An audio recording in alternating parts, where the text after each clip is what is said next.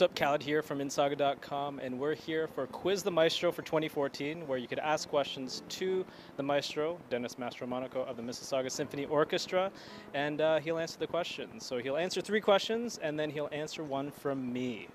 All right? So, you ready? Absolutely. You sure? Always. Always? Cool. Let's check this out.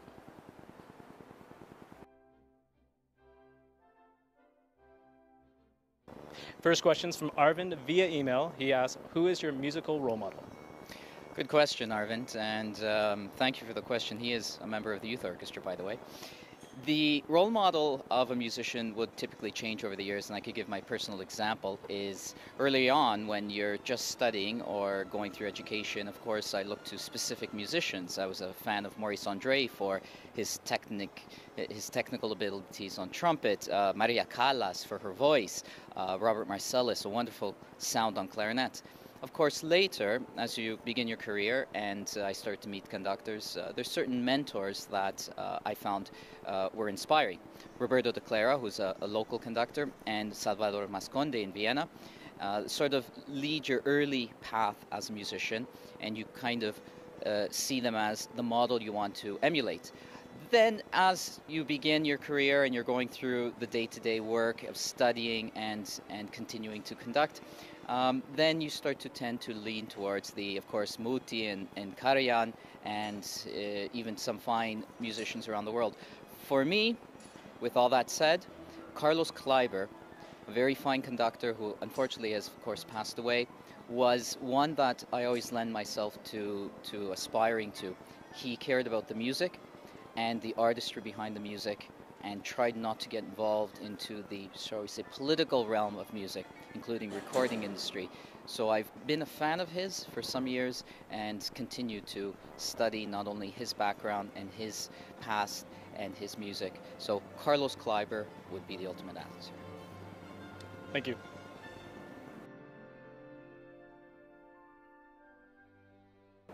Second question is from Marco via Twitter.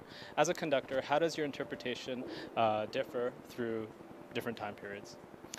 Good question. Thank you, Marco. As you look at different time periods and different eras, beyond the music goes musicology, the study of the composer himself to understand his own background. So first I look at their nation, where they studied, to the point, excess of what were they eating and drinking and what kind of shoes they wore while they were composing specific pieces. Now that gets very specific to the nature of the conductor and the composer that existed at that time.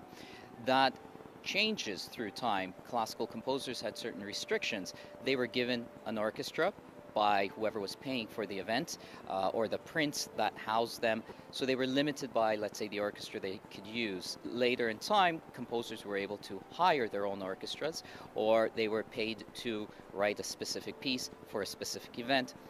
All of these things change. So in fact, it does vary by era, but more specifically by composer.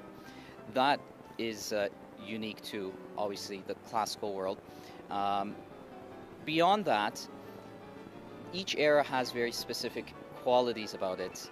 Classical music did not use large brass sections or large percussion sections. The music was generally very articulate and light. Romantic music was very broad. So you take into account how instruments developed, both technically. The violin, for example, and the bow developed. The Baroque bow is completely different 100 years later, and it is completely different today. So we are also today limited by how well we can reproduce the music of that time. Taking that all into account, there's a lot of history learning that goes beyond just conducting. Thanks so much for the question, Marco.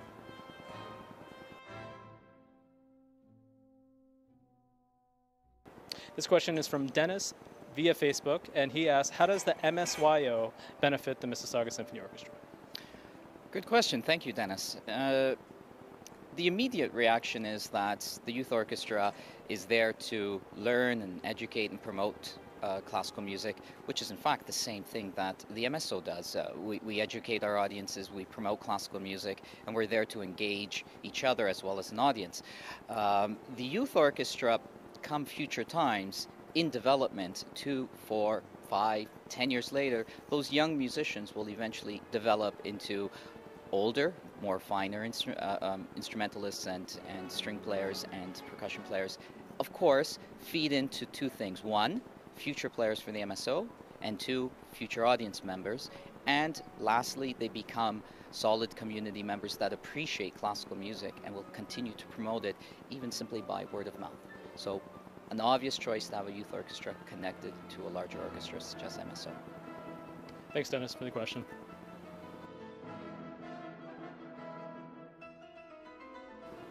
And Dennis, now I have a question for you, myself.